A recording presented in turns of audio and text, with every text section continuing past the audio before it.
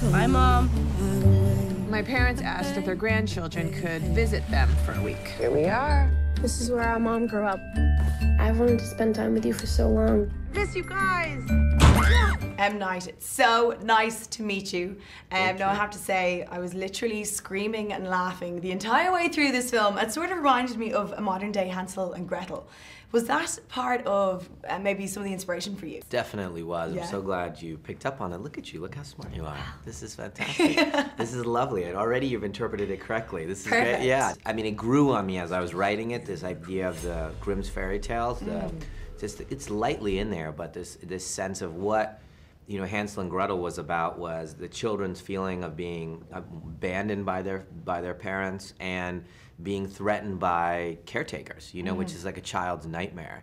And so these kids that go to visit their grandparents in this kind of isolated farm, and then they start to feel like there's something's wrong with their grandparents. They're feeling threatened by them. What is that? It's full of really scary moments. I literally had like my jumper over my face. I didn't want to see what was happening. But then you're laughing the whole way through as well. Yeah. So you're like, you know, you're kind of going into this false sense of security with the laughter, and then bang, you're scared again. But was it hard for you to know when to put in those laugh out loud moments? Really tricky. When I wrote it, it was much easier. The kind of the laughs and the scares kind of felt more, you know, easier to live with each other. But when we shot the movie, the humor, which is, you know, prevalent through the whole piece, is tricky to work with scares, because if you have the wrong laugh at the wrong time, you're not as scared for the next scene. Exactly, yeah. And if you have the scares too early, then you're not laughing. You know, this feels inappropriate. And so it took a long time in editing to get that balance that you saw when you finally saw it. I think Nana's not feeling well. Grandmother is fine. It's like somebody talking in their sleep. What's he doing? I also wanted to talk to you about, because in the film, it takes a look at relationship breakdowns and how that can affect people. And in the case of Tyler, he develops phobia of germs. But why did you decide to kind of bring that into the story? You know, the kids don't realize how damaged they are. Their dad has left them, and they're saying, they're both like, I'm fine, but they're not fine. And the boy doesn't relate his sense of phobia, of catastrophe that will come if he touches germs, to the fact that his dad left, but they're very related.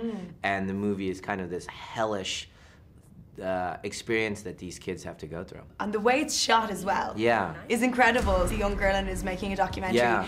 And in your mind, why did you decide to use that kind of footage? When I thought of the teenage girl making a movie about her family, trying to make a movie that shows them all coming together, I knew exactly how I wanted the movie to look and feel. That's when I was like, I know how to make this movie.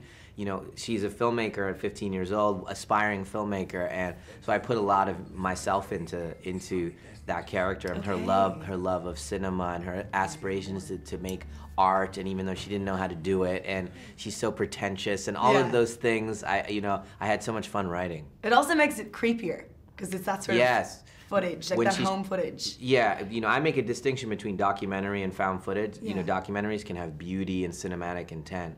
And she has a beautiful eye, and so I can make the movie beautiful, which is what I tried to do. I'm sad it's all over. Of course, you've worked on huge films, Sixth Sense, massive budget, massive cast. Yeah. This film, smaller budget. So tell me, what were the benefits of working within those limits? Oh, there's so many benefits to working on a small movie. There's the obvious negatives, which is you don't have resources. I can't get, I don't know, Brad Pitt to star in it. You know, those are your limitations. I didn't have a trailer. I didn't have all those things. You know, I eat my sandwich on the set. That's what you're doing, right? But the benefits are that you're just concentrating on story and characters, because that's all you have is your assets, right? So I'm spending all my time focusing on that. I don't have to worry about any politics. I don't worry about this or that. It's just actors.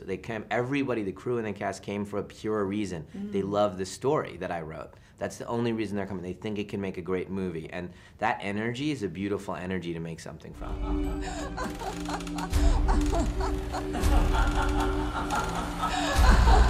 Nana, you okay?